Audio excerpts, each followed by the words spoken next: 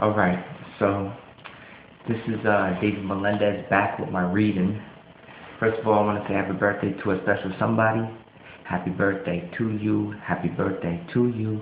Happy birthday, dear Megan. Happy birthday to you. March 10th is your birthday, so I just want to say happy birthday. So today's reading is going to be on page 27. It's called The Gospel in Romans 1 through 4. One of the best places to start looking for a basic explanation of the gospel is Paul's letter to the Romans. Perhaps more clearly than any book of the Bible, Romans contains a deliberate step-by-step expression of what Paul understood to be the good news. Actually, the book of Romans is not much a book at all, at least as we usually think of books. It's a letter, a way for Paul to introduce himself and his message to a group of Christians he had never met. You can see the time. Okay, great. He had never met. That's why it's such a systematic step-by-step feel. Paul wanted these Christians to know about him, his ministry, and especially his message. He wanted them to know that the good news he preached was the same good news they believed.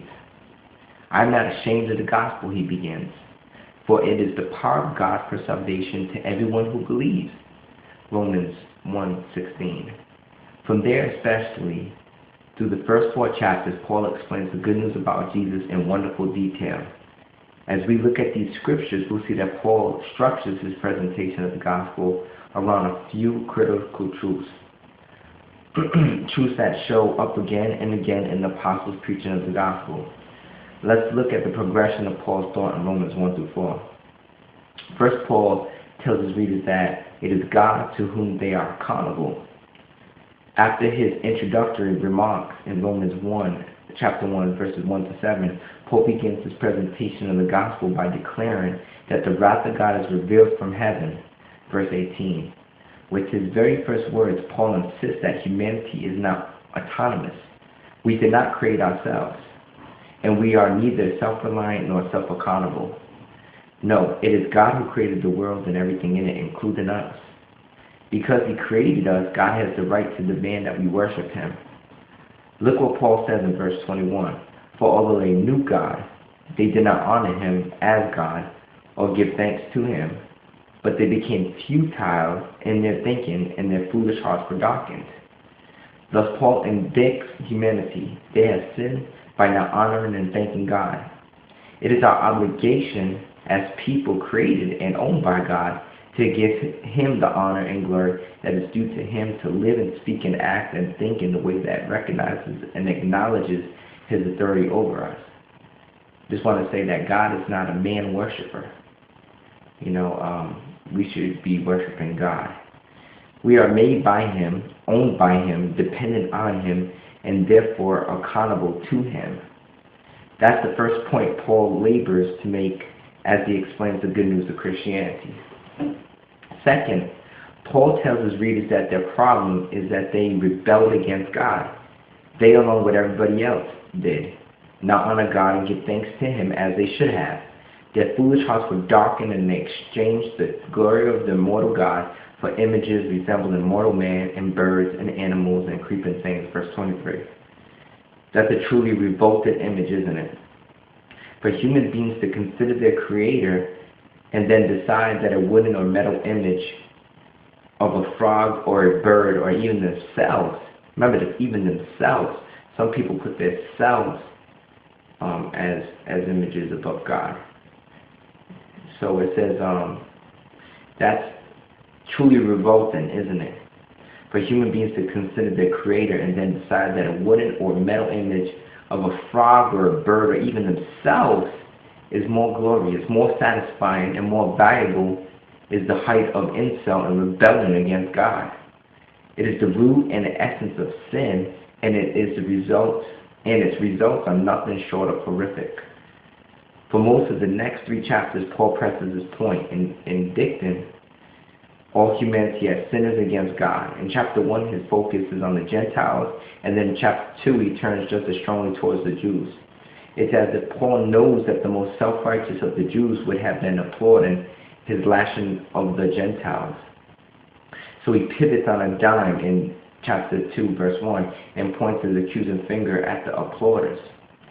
Therefore, you have no excuse. Just like the Gentiles, he says, Jews have broken God's law and are under the judgment. By the middle of chapter 3, Paul has indicted every single person in the world with rebellion against God. We have already changed that all. Both Jews and Greeks are under sin. Verse 9. We have already charged that all. Both Jews and Greeks are all under sin. Verse 9. And his sobering conclusion is that when we stand before God the judge, every mouth will be silenced. No one will mount a defense. Not one excuse will be offered. The whole world, Jew, Gentile, every last one of us will be held fully accountable to God. Verse 19. Now, strictly speaking, these first 2 points are not really good news at all. In fact, they are pretty bad news.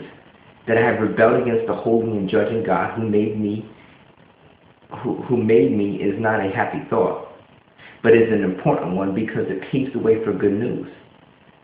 That makes sense if you think about it. To have someone say to you, I'm coming to save you, is really not good news at all unless you believe you actually need to be saved. There, Paul says that God's solution to humanity's sin is the sacrificial death and resurrection of Jesus Christ. Having laid out the bad news of the predicament we face as sinners before a righteous God, Paul turns now to the good news, the gospel of Jesus Christ. But now, Paul says, in spite of our sin, now the righteousness of God has been manifested apart from the law, verse 21. In other words, there is a way for human beings to be counted righteous before God instead of unrighteous, to the declared innocent instead of guilty. To be justified instead of condemned. And it has nothing to do with acting better or living a more righteous life. It comes apart from the law. So how does it happen? Paul puts it plainly in Romans 3, chapter 3, verse 24. Despite our rebellion against God, and in the face of a hopeless situation, we can be justified by His grace as a gift through the redemption that is in Christ Jesus. Through Christ's sacrificial death and resurrection, because of His blood and His life, sinners may be saved from the condemnation of sins deserved.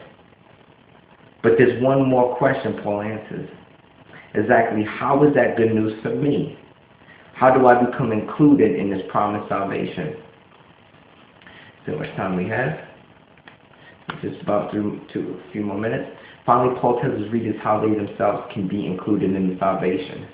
That's what he writes about through the end of chapter 3 and on into chapter 4. The salvation God has provided comes through faith in Jesus Christ, and it is for all who believe.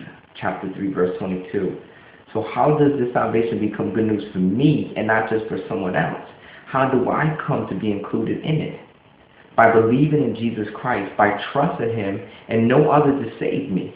To the one who does not work but believes in Him who justifies the ungodly. Justify means to be made right. He makes right the ungodly. Paul explains his faith is counted as righteousness. Chapter 4, verse 5. 4 crucial questions. Now, having looked at Paul's argument in Romans 1 through 4, we can see that at the heart of his proclamation of the gospel are the answers to 4 critical questions. Who made us and whom are we accountable? What is our problem? In other words, are we in trouble and why? What is God's solution to that problem? How has He acted to save us from it? How do I myself, right here, right now, how do I come to be included in that salvation? What makes this good news for me and not just someone else? We might summarize these 4 major points like this: God, man, Christ, and response. Of course, Paul goes on to unfold a universe of other promises God has made to those who are saved in Christ, and many of those promises may be appropriately be identified as part of the good news of Christianity. The gospel of Jesus Christ, good news of Christianity, the gospel of Jesus Christ. But it's crucial that we understand right from the outset that all those good grand promises depend on and flow from this, the heart and fountainhead of the Christian good news.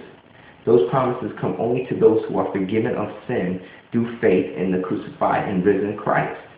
That is why